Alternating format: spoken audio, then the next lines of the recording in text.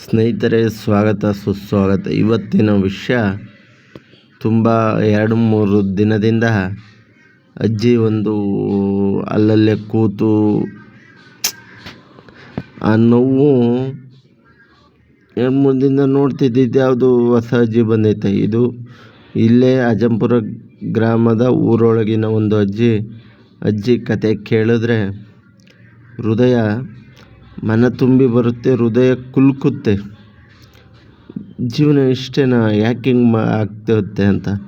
ಅಜ್ಜಿ 4 ಜನ ಗಂಡು ಮಕ್ಕಳಿರ್ತಾರೆ.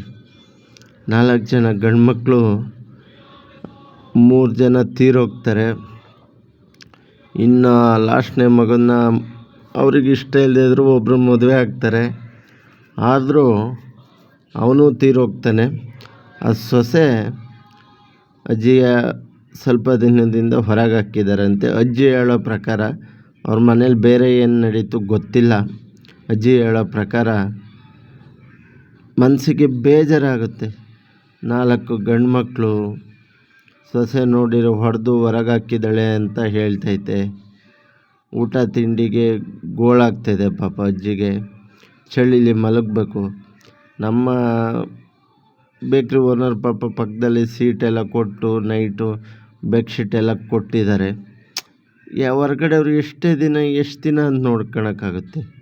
ಯಾರು ತಿಳಿದವರು ಆಶ್ರಮದವರು ಇದ್ದರೆ ಈ ಅಜ್ಜಿನ ಟೇಕ್ ಓವರ್ ಮಾಡಿ ನೋಡಿ ಆಶ್ರಮಕ್ಕೆ ತಲುಪೋಕ್ಕೆ ವ್ಯವಸ್ಥೆ ಮಾಡಿ. ಕೆಳಗಡೆ ನಂಬರ್ ಹಾಕಿರ್ತೀನಿ. ಬೇಕಾದ್ರೆ ಅಜ್ಜಿ ಏನಾದ್ರು ಇಲ್ಲೇ ಇದ್ದರೆ ಒಂದು ಫೋನ್ ಮಾಡಿ ಆ ನಂಬರಿಗೆ. ನಾನು ಅಜ್ಜಿ ಇದ್ದರೆ ನಿಮಗೆ ಇನ್ಫಾರ್ಮೇಷನ್ ಕೊಡ್ತೀನಿ. ಮನಸ್ಸು ಚುರ್ರು ಅನ್ನುತ್ತೆ.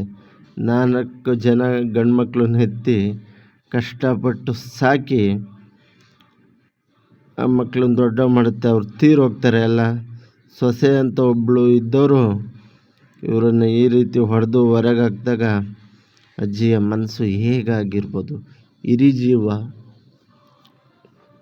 ಒಂದೊಂದು ಅಗ್ಲಕ್ಕೆ ಅನ್ನಕ್ಕೂ ಬೇಡುತ್ತೆ, ಒಂದು ಸೂರು ಮಲಗಕ್ಕೂ ಬೇಡಿ ಈ ಕಷ್ಟ ಅನುಭವಿಸುತ್ತೆ ಅಂದರೆ ಮೈ ಚೂರು ಅನ್ನುತ್ತೆ.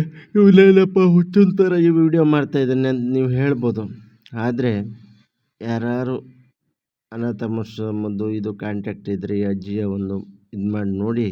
ಅಜ್ಜಿ ಕತೆ ಹೇಳಿದ್ನಲ್ಲ, ನಿಮ್ಮ ಮನಸ್ಸಿಗೆ ಏನು ಅನಿಸ್ಬೋದು. 4 ಮಕ್ಕಳನ್ನ ಎತ್ತಿ ಅಜ್ಜಿ ಪರಿಸ್ಥಿತಿ ಯಾರು ತೋರಿಸ್ಬೇಕು ಕಮೆಂಟ್ಸು ಲೆಕ್ಕಿಗಲ್ಲ. ಒಂದು ಮಾನವೀಯತೆಯಿಂದ ಈ ವಿಡಿಯೋ ಮಾಡಿದ್ನಿ. ಪದ ಬಳಕೆಯಲ್ಲಿ ಏನಾದರೂ ತಪ್ಪಿದ್ರು ದಯವಿಟ್ಟು ಕ್ಷಮಿಸಿ. ನಿಮ್ಮ ಪ್ರೀತಿ ಆಶೀರ್ವಾದ ಇರಲಿ. ಅಜ್ಜಿಗೆ ಒಳ್ಳೆಯದಾಗಲಿ. ನೋಡಿ ಅಜ್ಜಿಗೆ ಹೆಲ್ಪ್ ಮಾಡಿ.